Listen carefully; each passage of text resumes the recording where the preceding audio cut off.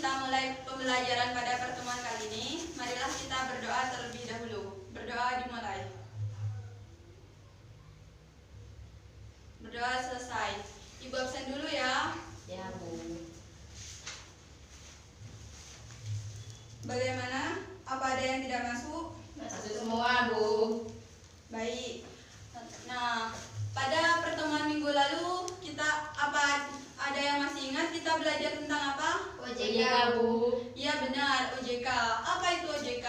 OJK merupakan suatu lembaga atau badan usaha yang independen serta telah diatur di dalam undang-undang untuk mengatur dan mengawasi seluruh kegiatan di dalam lembaga jasa keuangan, baik itu perbankan maupun non-perbankan.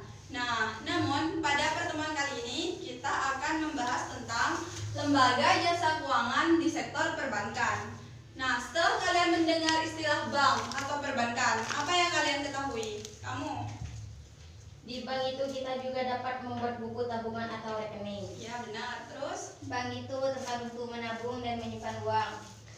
Di bank itu kita juga bisa meminjam dana. Ya benar. Setelah kalian mendengar istilah bank atau perbankan, pastinya kalian akan memiliki pendapat tersendiri tentang apa itu bank. Nah, Ibu harap kalian dapat mendengarkan penjelasan Ibu pada kesempatan kali ini secara seksama, agar kalian paham dan mengerti tentang materi yang akan Ibu jelaskan pada kesempatan kali ini. Nah, pada kesempatan kali ini Ibu akan menjelaskan tentang pengertian perbankan. Fungsi perbankan di sini ada dua, fungsi utama dan fungsi khusus. Selanjutnya jenis-jenis perbankan dan yang terakhir produk serta jasa apa saja yang ditawarkan oleh perbankan itu. Nah, Ibu harap kalian dapat mendengarkan penjelasan dari Ibu ini dengan seksama agar kalian paham dan mengerti. Siapa tahu setelah kalian paham dan mengerti dengan materi yang Ibu sampaikan ini, suatu saat kalian dapat bekerja atau menjadi salah satu pegawai di salah satu bank yang ada di negara kita ini.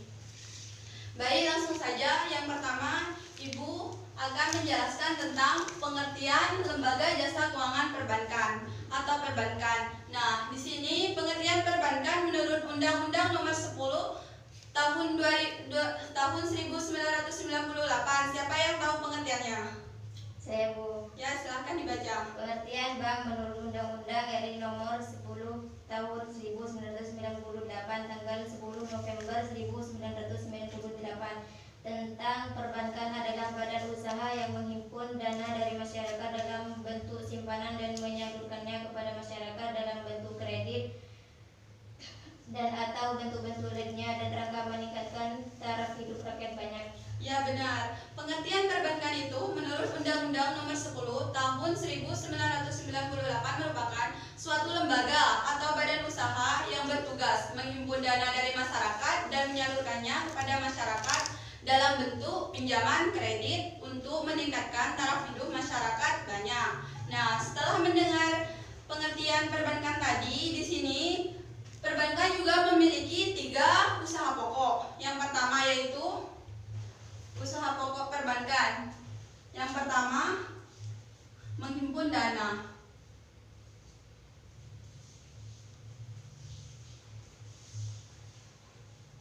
Yang kedua, menyalurkan dana.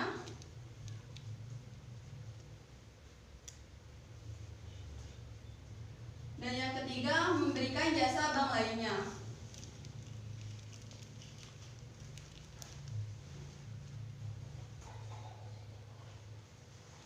Apa yang dimaksud dengan menghimpun dana ini? Maksudnya, perbankan menghimpun dana dari masyarakat yang kelebihan dana atau ingin menyimpan dananya di perbankan dalam bentuk simpanan tabungan, simpanan giro, dan simpanan deposito. Serta yang kedua, usaha pokoknya menyalurkan dana. Maksudnya, pihak perbankan menyalurkan dana kepada masyarakat lain yang membutuhkan dana, baik untuk keperluan sendiri atau membangun usaha dalam bentuk pinjaman kredit. Serta yang terakhir, memberikan jasa bank lainnya. Ini digunakan oleh perbankan untuk kelancaran kegiatan utamanya saja. Jika kegiatan utama perbankan sudah lancar, maka pemberian jasa bank lainnya ini tidak digunakan oleh perbankan.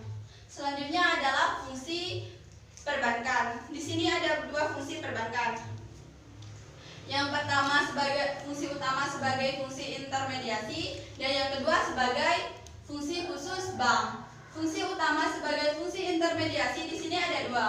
Yang pertama fungsi menghimpun dana dari masyarakat dan yang kedua fungsi menyalurkan dana dan memberikan kredit kepada masyarakat.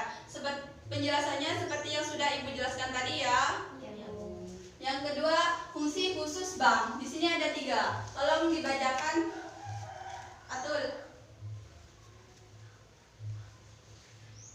Yang pertama kan agent of trust, yang kedua agent of development, dan yang ketiga agent of service. Maksud dari agent of trust atau agen kepercayaan di sini, di mana kegiatan perbankan di sini berdasarkan pada kepercayaan, baik itu kepercayaan pada pihak perbankan maupun kepercayaan pada pihak masyarakat, yaitu pada saat masyarakat menghimpun atau menabungkan dananya di perbankan, di situ masyarakat percaya bahwa uang atau dananya itu tidak akan disalahgunakan oleh pihak perbankan. Demikian sebaliknya, pihak perbankan juga percaya bahwa pinjaman yang dipinjam oleh masyarakat atau nasabah itu tidak akan disalahgunakan. Yang kedua yaitu agent of development atau agen of development atau agen pembangunan negara, di mana kegiatan dan usaha perbankan ini menyediakan dana untuk pembangunan perekonomian pada sektor realnya. Dengan adanya agen of development atau agen pembangunan negara ini diharapkan masyarakat itu dapat melakukan kegiatan investasi, distribusi maupun konsumsi baik itu barang dan jasa, sehingga kegiatan perekonomian masyarakat itu dapat berjalan dengan baik.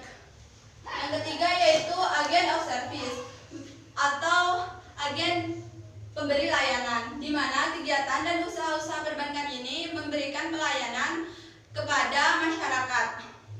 Pelayanan yang diberikan oleh perbankan salah satunya yaitu memberikan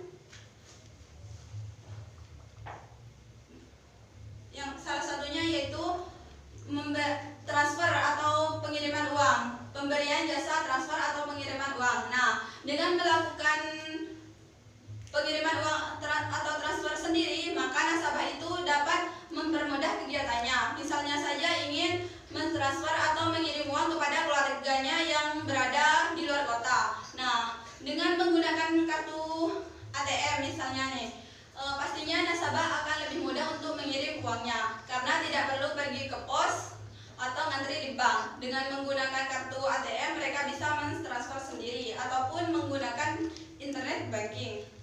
Yang selanjutnya yaitu jenis-jenis lembaga perbankan. Di sini dibedakan menjadi 2. Yang pertama berdasarkan kepemilikannya dan yang kedua berdasarkan fungsinya. Yang berdasarkan kepemilikannya ini ada 4. Yang pertama bank milik negara, merupakan bank yang sebagian atau seluruh modalnya itu dimiliki oleh negara. Contoh dari bank ini BNI, BTN, BRI, dan Bank Mandiri. Yang kedua bank pemerintah daerah, merupakan bank-bank yang dimiliki oleh pemerintah daerah. Contoh dari bank pemerintah daerah ini Bank Jatim, Bank Jabar, dan Bank DKI. Intinya bank tersebut beroperasi dan berfungsi di masing-masing daerah yang provinsi yang berada di Indonesia. Contohnya saja kan Bank Jatim di Kota Bangkalan, di situ ada cabang Bank Jatim, dan di Sampang juga ada cabang Bank Jatim karena Kota Bangkalan dan Sampang itu termasuk dari provinsi Jawa Timur. Yang selanjutnya yaitu Bank Swasta Nasional, merupakan bank yang berbadan hukum Indonesia serta sebagian maupun seluruh modalnya itu dimiliki oleh swasta nasional. Contoh dari bank swasta nasional ini ada Bank BCA dan Bank Mega. Yang terakhir ada bank milik asing, merupakan bank yang sebagian atau seluruh modalnya itu dimiliki oleh asing. Contoh dari bank milik asing ini ada Bank Danamon dan Bank Muamalat. Selanjutnya bank berdasarkan fungsinya juga dibedakan menjadi 4. Yang pertama bank sentral, merupakan suatu lembaga atau badan usaha yang memiliki wewenang untuk menciptakan alat pembayaran yang sah. Nah, di sini siapa lagi yang tahu wewenang Bank Sentral selain menciptakan alat pembayaran yang sah? Nanti yang dapat menjawab apa saja salah satu wewenang Bank Sentral, Ibu kasih poin tambahan buat kalian. Siapa yang bisa menjawab? Saya dulu. Ya, silakan. Salah satu wewenang Bank Sentral yaitu merumuskan dan melaksanakan kebijakan moneter serta mengatur dan menjaga kelancaran sistem pembayaran. Ya, benar. Terima kasih. Saya kasih tambahan 10 poin buat Sri ya, karena sudah bisa menjawab. Ya, tadi yang sudah dijawab oleh temannya merupakan salah satu wewenang Bank Sentral. Serta yang terakhir wewenang Bank Sentral ini yaitu menjalankan fungsinya sebagai leader of the last resort. Maksudnya memberikan pinjaman kepada bank-bank lain yang sedang mengalami kesulitan likuiditas atau sedang mengalami krisis keuangan. Nah, peranan atau tugas Bank Sentral ini menjaga dan memelihara kestabilan nilai rupiah. Yang kedua yaitu bank umum. Apa itu bank umum? Bank umum merupakan bank yang melaksanakan kegiatan usahanya baik secara konvensional maupun secara syariah itu di dalam lalu lintas pembayarannya menjalankan atau mengadakan jasa-jasa pada lalu lintas pembayarannya. Kegiatan utama bank umum ini salah satunya yaitu menghimpun dana dari masyarakat dalam bentuk simpanan tabungan, simpanan giro, dan simpanan deposito. Yang kegiatan umum yang kedua yaitu menyalurkan dana. Maksudnya menyalurkan dana kepada masyarakat dalam bentuk pinjaman kredit serta menerbitkan surat pengakuan utang. Nah, bank berdasarkan fungsinya yang ketiga ada bank syariah. Bank syariah merupakan bank yang melaksanakan kegiatan usahanya yaitu menjalankan kegiatan usahanya berdasarkan pada prinsip syariah.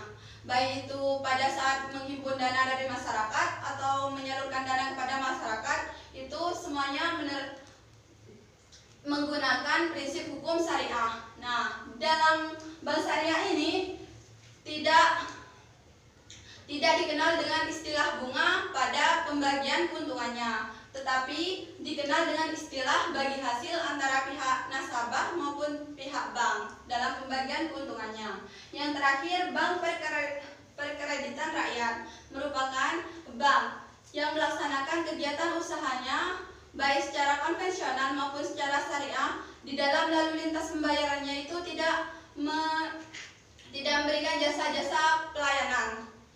Karena dalam BPR atau Bank Perkreditan Rakyat ini, nasabah atau masyarakat yang ingin menyimpan dananya itu hanya boleh dalam bentuk deposito saja, tidak boleh dalam bentuk tabungan maupun giro. Serta masyarakat yang ingin meminjam dana di BPR ini atau Bank Perkreditan Rakyat ini hanya boleh dalam bentuk kredit. Karena sudah jelas bahwa bank tersebut Bank Perkreditan Rakyat. Selanjutnya yaitu produk dan jasa perbankan. Bagaimana? Apa bisa dimengerti penjelasan Ibu tadi? Ya, Bu. Baik, Ibu lanjut pada materi berikutnya yaitu tentang produk dan jasa perbankan. Di sini ada produk perbankan ada dua. Yang pertama produk simpanan perbankan dan yang kedua produk kredit perbankan. Nah, yang dimaksud dengan produk simpanan perbankan ini maksudnya masyarakat menyimpan dananya di bank bisa dalam bentuk tabungan, giro, dan deposito. Simpanan tabungan maksudnya masyarakat menyimpan dana atau uangnya di bank dan simpanan tersebut dapat diuangkan atau dicairkan oleh nasabah itu dengan menggunakan kartu ATM. Bisa kita jadikan pada saat kita butuh atau seminggu sekali. Sedangkan simpanan giro merupakan simpanan yang kita tabung di bank dan simpanan giro ini memiliki bunga yang rendah. Dan simpanan giro dapat kita cairkan atau uangkan dengan menggunakan cek atau bilet giro. Sedangkan simpanan deposito merupakan simpanan yang kita tabung di bank dengan jangka waktu. Misalnya nih, kita menyimpan uang atau dana kita di bank dalam jangka waktu 3 bulan. Maka selama 3 bulan uang yang kita tabung di bank tidak dapat kita ambil. Nah, jika jangka waktu 3 bulan tersebut sudah berakhir, maka uang yang kita tabung di bank dapat kita ambil. Yang kedua yaitu produk kredit perbankan. Nah, di sini juga ada 3 produk kreditnya. Ada kredit usaha, kredit konsumsi, dan kredit serba usaha. Yang dimaksud dengan kredit di sini, masyarakat atau nasabah yang ingin meminjam uang di perbankan itu dapat dilakukan dengan syarat-syarat dapat memperoleh uang atau dananya oleh pihak perbankan dengan syarat-syarat yang telah diajukan oleh perbankan. Nah, jika syarat-syarat yang telah diajukan oleh perbankan itu sudah disepakati oleh nasabah, maka nasabah dapat menerima uang atau dana dari perbankan. Ada 3 kredit usaha. Maksudnya di sini kredit yang digunakan untuk membangun usaha. Nah, sehingga dapat menghasilkan sebuah produk yang produktif atau dapat digunakan.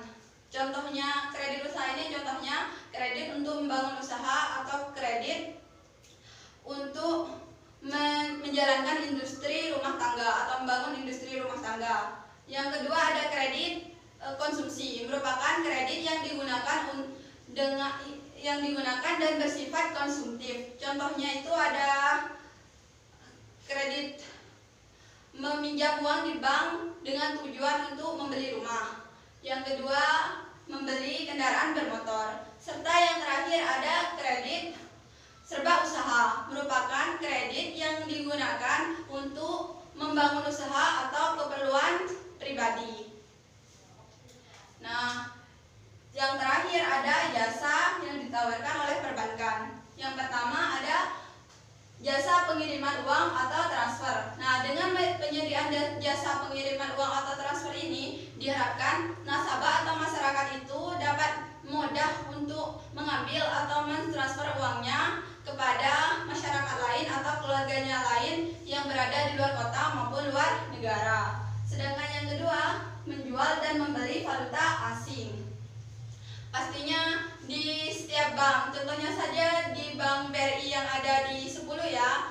Jika kalian masuk pada bank tersebut, di situ ada tabel atau daftar harga. $1 itu berapa ribu gitu. Biasanya $1 itu 14.000. Di situ membuktikan bahwa perbankan tersebut menyediakan jasa pelayanan pembelian atau menjual valuta asing atau mata uang asing. Nah, yang ketiga penyediaan ATM. Nah, dengan penyediaan ATM ini diharapkan masyarakat atau nasabah itu dapat dengan mudah mengambil dananya. Dengan adanya ATM tersebut, jika nasabah atau masyarakat itu membuat kartu rekening dan memperoleh kartu ATM, kartu debit, maka mereka dapat mengambil uang atau dananya pada ATM yang berada di minimarket terdekat, tidak perlu pergi ke bank untuk mengambil dananya. Yang keempat, menyediakan jasa untuk menyimpan barang atau surat-surat berharga para nasabah.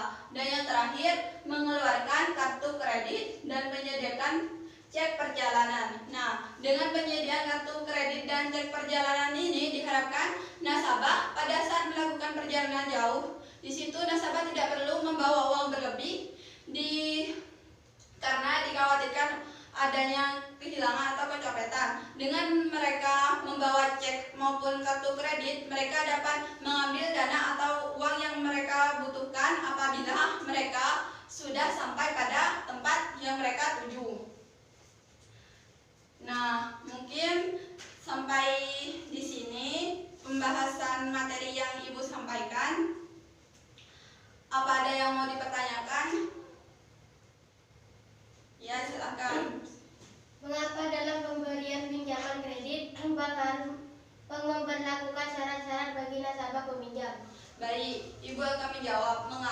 dalam pemberian pinjaman kredit, nasabah itu memberikan syarat-syarat bagi nasabahnya. Dikarenakan jika uang yang mereka pinjamkan itu tidak kembali atau mengalami kredit macet, pastinya kan bank kan yang rugi. Maka dari itu bank akan memberikan syarat bagi nasabah peminjam atau masyarakat yang ingin meminjam di bank untuk menghindari kredit macet atau tidak mengembalikan uang yang mereka pinjam pada pihak bank. Nah, dengan memberikan syarat kepada nasabah, pastinya nasabah kan terlebih dahulu membaca atau menyetujui surat perjanjian tersebut. Nah, jika surat tersebut sudah disetujui antara kedua belah pihak, baik itu pihak bank maupun pihak nasabah, pastinya pihak bank akan memberikan pinjaman dana kepada masyarakat atau nasabah yang meminjam. Karena sudah tidak ada yang mau ditanyakan lagi, mungkin ada yang mau menyimpulkan? Saya Bu. Ya, silakan. Jadi kesimpulannya bahwa bank merupakan lembaga atau badan usaha yang bertugas menghimpun dana dari masyarakat dalam bentuk simpanan giro, simpanan tabungan dan simpanan deposito, serta menyalurkan dana dalam bentuk pinjaman kredit. Ya, benar. Baik, Ibu luruskan lagi ya. Jadi kesimpulan kita pada pertemuan kali ini bahwa lembaga keuangan perbankan merupakan suatu lembaga atau badan usaha yang bertugas menghimpun dana dari masyarakat serta menyalurkan dana kepada masyarakat lain yang membutuhkan guna untuk meningkatkan taraf hidup masyarakat banyak. Nah, di sini perbankan juga memiliki fungsi dan jenis-jenis serta produk dan jasa yang ditawarkan oleh perbankan itu berkaitan erat dengan kegiatan perekonomian masyarakat Indonesia sehingga dapat mempermudah kegiatan mereka. Nah, karena sudah selesai di sini Ibu untuk tugas kalian, di sini Ibu punya artikel. Di sini artikelnya tentang perbankan juga. Coba kalian analisis dan cari permasalahan yang ada pada artikel ini. Terus cari solusi yang tepat untuk mengatasi permasalahan yang ada di artikel ini. Ibu kasih ya. Nanti bagikan ke temannya. Itu tugas per kelompok. Terus tugas individu coba buka halaman 20. Nah, di situ ada soal latihan kan? Ya, Bu. Nah, coba kalian kerjakan. Ini sebagai tugas individu kalian ya. Coba kalian kerjakan, dikumpulkan minggu depan pada pertemuan selanjutnya ya. Ya, Bu. Baik. Cukup sekian pemaparan materi dari Ibu pada kesempatan kali ini. Jangan lupa kalian belajar materi minggu depan ya.